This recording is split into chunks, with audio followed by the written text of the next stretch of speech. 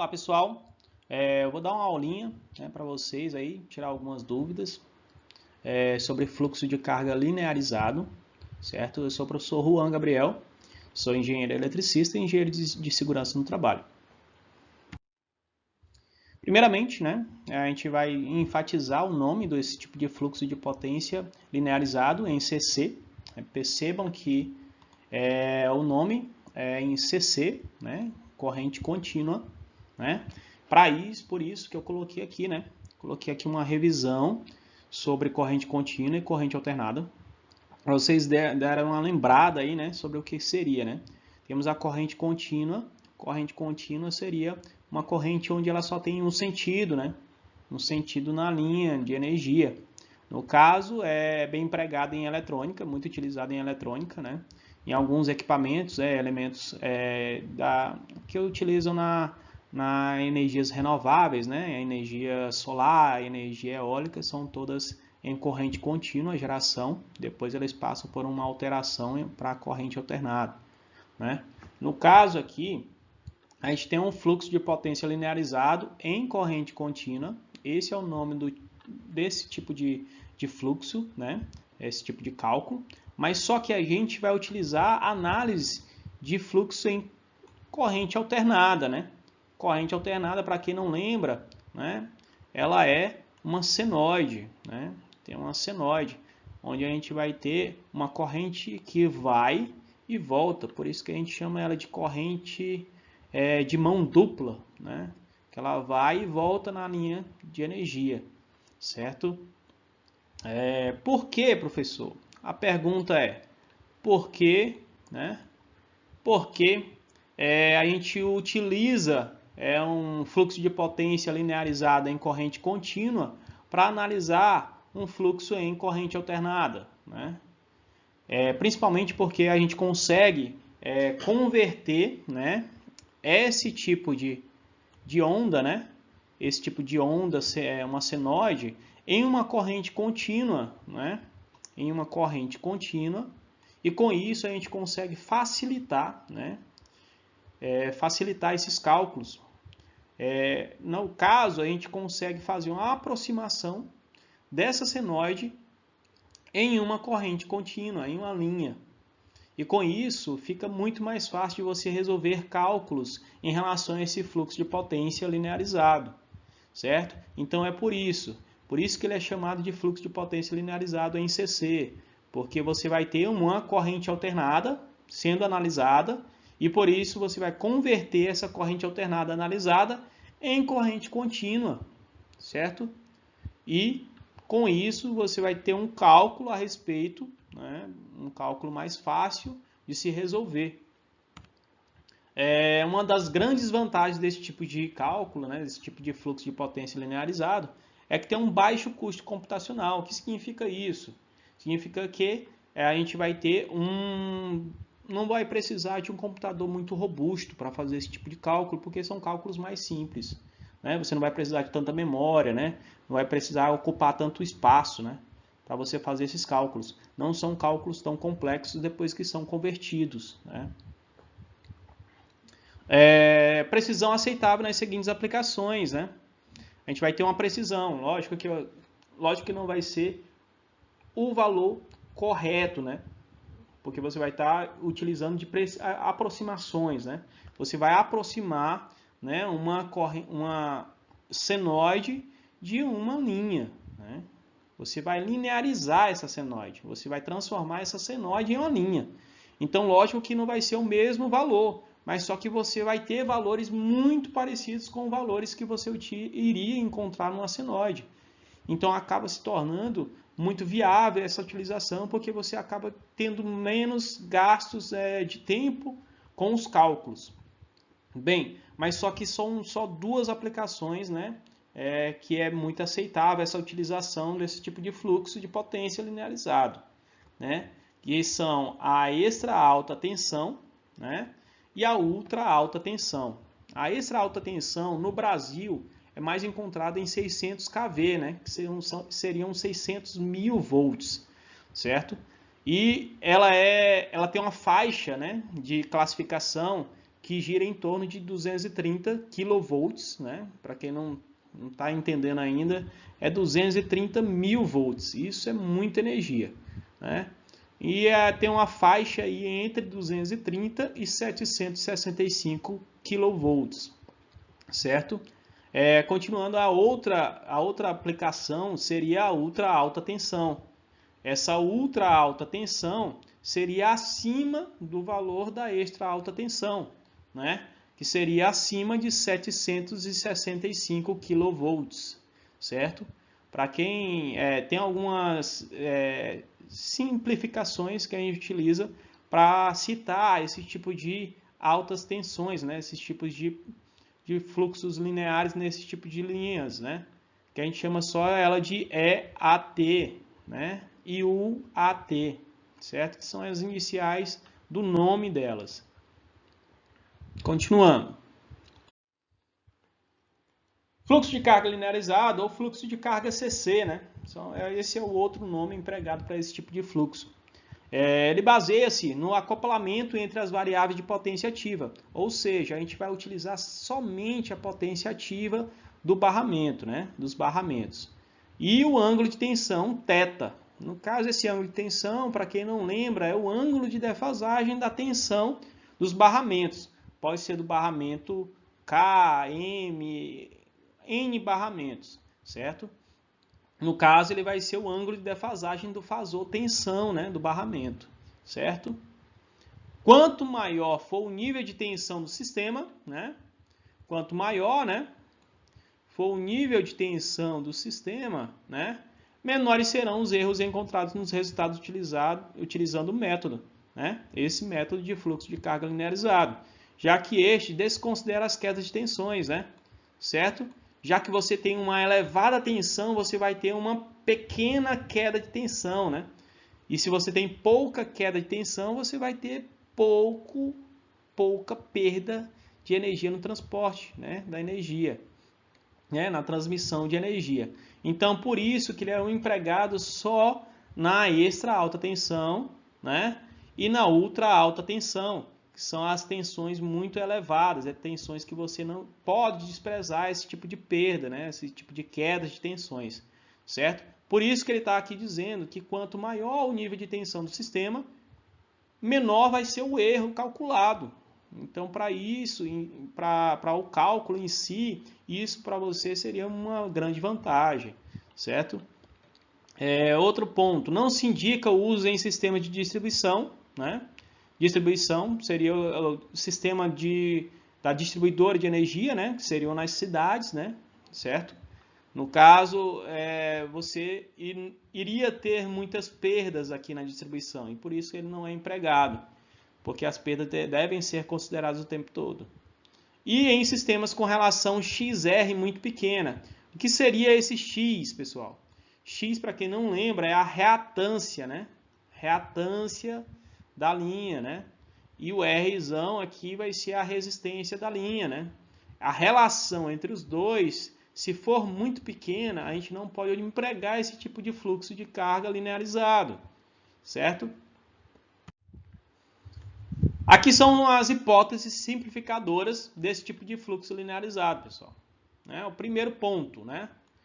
Considera-se apenas as equações de potências ativas. Igual a gente já tinha citado, a gente vai utilizar somente as potências ativas. Por quê? Porque a potência ativa é a potência, o valor real da potência em número complexo, né? Para quem não lembra, a potência vai ser o quê? Potência ativa mais a potência reativa, né? Que seria a parte imaginária, né? Da potência em número complexo.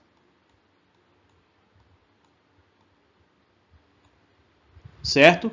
Então a gente vai utilizar só a parte positiva dessa potência. Então a gente emprega só a parte da potência ativa.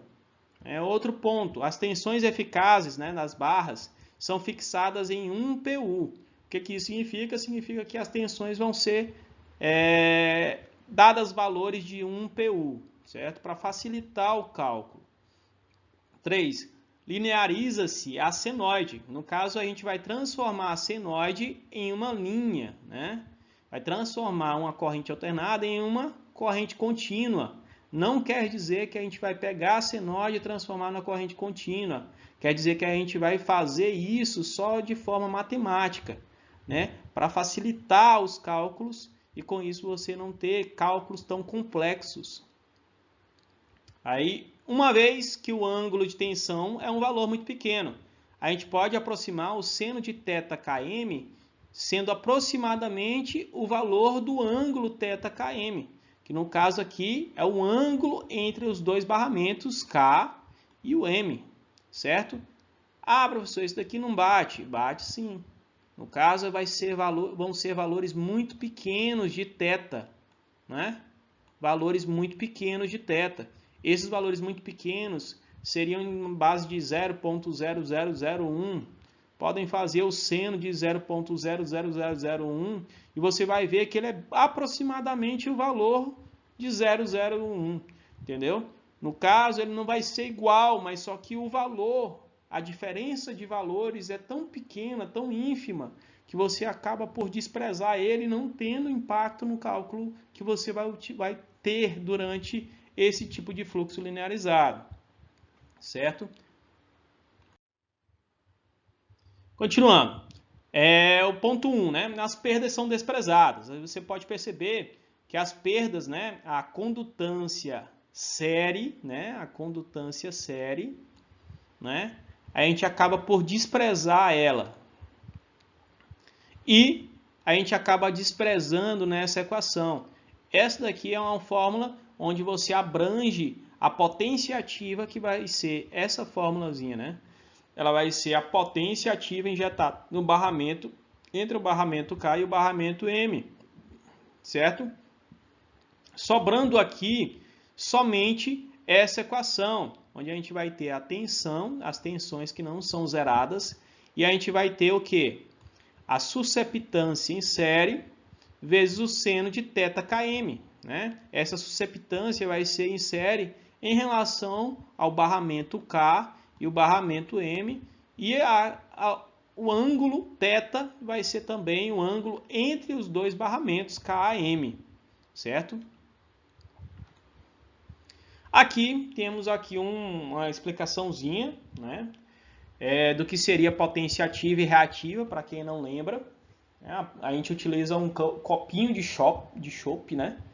É um copinho de chopp, desculpa. No caso, onde o líquido, né, o chopp, seria a potência ativa, né? E a espuma do chopp seria a potência reativa, né? Essa potência reativa a gente acaba por evitar no chopp, né? Porque quanto mais líquido tem aqui, né? Quanto mais líquido tem aqui no chopp, melhor seria o chopp, né? Pelo menos no meu ponto de vista. E quanto menos espuma tem, mais eficiente seria o seu chopp, porque você teria muito mais líquido, né? Agora, se você tiver muita espuma, no caso, você vai ter um pior chopp. No caso, a gente pode comparar, né? Comparar essas duas potências como sendo a energia. Quanto mais potência reativa tiver na linha, pior vai ser a eficiência da tua energia. Quanto mais potência ativa tiver na tua linha, melhor vai ser a tua energia, mais eficiente vai ser a tua energia. E para quem não lembra, a potência aparente é a relação da soma da potência ativa com a reativa, né? Certo? E aí, nesse caso, nesse fluxo linearizado, a gente acaba por cancelar, né? Por desprezar essa potência reativa, certo? Utilizando só a potência ativa, que seria a parte real da potência em número complexo. Outro ponto que foi abordado seria que as tensões VK, né, a tensão no barramento K e a tensão no barramento M, são consideradas iguais a 1 PU. Então a gente acaba adotando esse valor para as tensões. Podem perceber que a equação anterior vai simplificar demais, né? Como ela vai simplificar? a gente vai ter a tensão no barramento K e a tensão no barramento M como sendo 1 PU. Substituindo na equação que a gente encontrou nos slides anteriores, para o barramento KM, né, a gente vai ter um negativo da tensão, né, no barramento K e a tensão no barramento M, né? E aí a gente vai ter a susceptância, né, entre o barramento K e M, e a gente vai ter o seno, né, do θKM, né, entre o barramento K e o M. Se a gente substituir esse valor de 1 PU na equação do PKM, né, da potência ativa no barramento KM, a gente vai ter uma simplificação porque esses valores, né, esses valores aqui vão ser iguais a 1. Né? Perceberam isso daí? No caso, ao substituir a equação, que era um pouco complexa, acaba ficando bem mais simplificada. A gente está transformando essa senoide em uma linha. Certo, pessoal? Linearizando a senoide. No caso, a senoide θKM, a gente pode aproximar o θKM, né, ao valor da senoide, igual a gente já tinha debatido nos slides anteriores.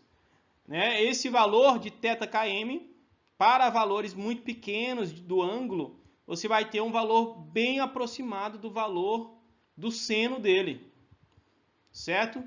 E a gente pode perceber que a variação de θKM vai ser a variação em relação ao barramento K e o barramento M, porque vai ser o ângulo de defasagem entre os dois, certo? Substituindo a equação que a gente encontrou no slide anterior, porque aqui nesse ponto a gente tinha seno de θKM, mas no caso o seno de θKM ele vai ser proporcional, né? Vai ser equivalente ao valor de θKM, por isso que a gente acabou substituindo na equação, certo? Esse valor de θKM. Substituindo essa variação de ângulo nessa equação da potência ativa no barramento KM, a gente vai ter essa linearidade da função, né, dessa equação. No caso, a potência ativa do barramento KM vai ser igual a menos, né, o negativo, né, da susceptância em série, né, a susceptância do barramento KM, né, vezes a variação do ângulo de defasagem, né, do barramento K em relação ao barramento M. Continuando a linearização, né, da senoide, no caso a gente simplificou essa equação, né, no slide anterior, certo? Agora a gente tem que substituir por essa equação, né, que seria a equação da susceptância em série do barramento KM, que seria igual a 1 dividido pelo valor da reatância do barramento KM, em negativo. Perceba que aqui a gente tem o valor, né, a equação, né, incógnita, representando a susceptância em série, certo? A gente vai simplesmente substituir essa equação na equação anterior, ficando muito mais simples, né, de se resolver e de forma linear, né? Por isso que a gente chama essa equação de equação geral do fluxo de potência linearizado, certo? Onde a gente tem a potência ativa do barramento KM igual a 1 dividido pela reatância do barramento KM vezes a variação, né, do ângulo de defasagem do barramento K em relação ao barramento M. Essa seria a outra equação, uma ramificação da equação anterior, que é a equação geral do fluxo de potência linearizado em termos matriciais. No caso, aí a gente teria valores de matrizes, né? Representações em matrizes da equação anterior, onde a gente tem um P, que esse P é o vetor das injeções líquidas de potência ativa, né? O B', é uma matriz de susceptância nodal, certo? Aqui no caso a gente teria uma matriz. E o θ, né? O θ, a última incógnita, é o vetor dos ângulos das tensões, certo? O fluxo linearizado considerando as perdas, né? Agora, não sei se vocês deram a lida no material, mas só que o fluxo linearizado, a gente primeiramente calcula sem as perdas, de forma mais simplificada, mais fácil de se resolver, e depois a gente acrescenta as perdas, né? Para ficar mais fiel ao que está acontecendo no fluxo de potência, certo? Então agora a gente vai passar para a segunda parte desse tipo de fluxo linearizado, né? Que agora a gente vai considerar, né, as hipóteses anteriores, hipóteses simplificadoras, mas agora a gente não vai desprezar as perdas, né? A gente vai considerar as perdas do fluxo linearizado, certo? Ou seja, o RKM, né, vai ser diferente de zero e o RKM vai ser muito menor do que o XKM, que no caso é a reatância no barramento KM, né?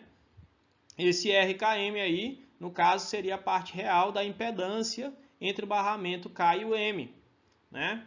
A gente pode chegar à conclusão que a condutância em série vai ser uma relação entre a resistência do barramento KM e a reatância do barramento KM. E outra perda seria a susceptância, né, do barramento KM, que a gente pode considerar como sendo 1 dividido pela reatância, né, a reatância do barramento KM.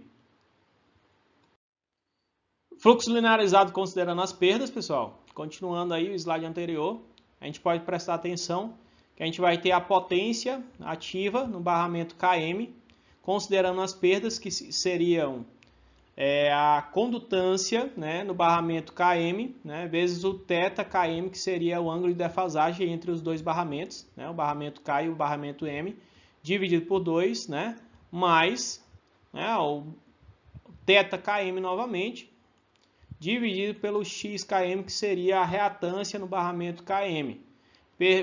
Percebam que a única diferença, né, entre a equação do barramento KM e o barramento MK é só o sinal de negativo e positivo. Esse sinal vai significar em que sentido você está tendo esse cálculo, certo?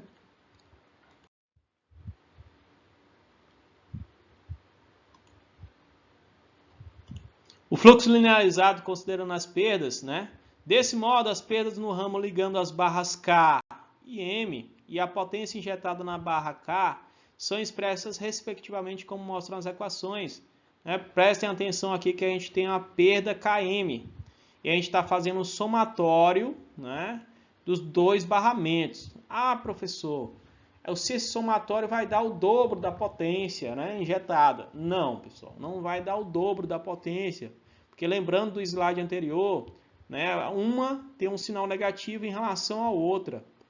Então, ao somar, você vai estar, na verdade, subtraindo, né? E a diferença, né, entre as duas vai ser a perda, né, do barramento KM, né?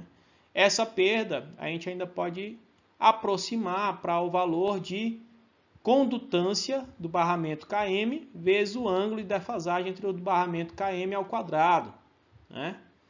Continuando, esse PK, né, que vai ser igual a perdas K, né, as perdas do K, né, mais o somatório, né, do θKM, que no caso esse θKM vai ser o ângulo de defasagem, e o X, que vai ser a reatância do barramento KM. Né. E aqui eu coloquei um exemplo bem prático para você entender como é que você calcula esse tipo de perda na barra K. A definição consiste na metade do somatório, né, das perdas dos ramos, certo? Conectados na barra K. O que é que significa isso, pessoal? Vamos pegar aqui como referência a perda 1, né? A perda do barramento 1. A gente vai ver que a perda do barramento 1 vai ser a perda de 1,2, né? De 1,2 dividido por 2, né? Mais a perda de 1 com 3 dividido por 2 novamente. Prestem atenção que a gente utiliza o cálculo, né? Com todos, né? A perda em referência a todos os barramentos interligados com o barramento em referência, né? Por exemplo, o barramento, as perdas no barramento 2 vai ser em relação ao barramento 1 e ao barramento 3, né? Vai ser a relação entre os dois barramentos que estão interligados a ela. E assim sucessivamente. Certo, pessoal? E eu estou ficando por aqui. Tchau, tchau.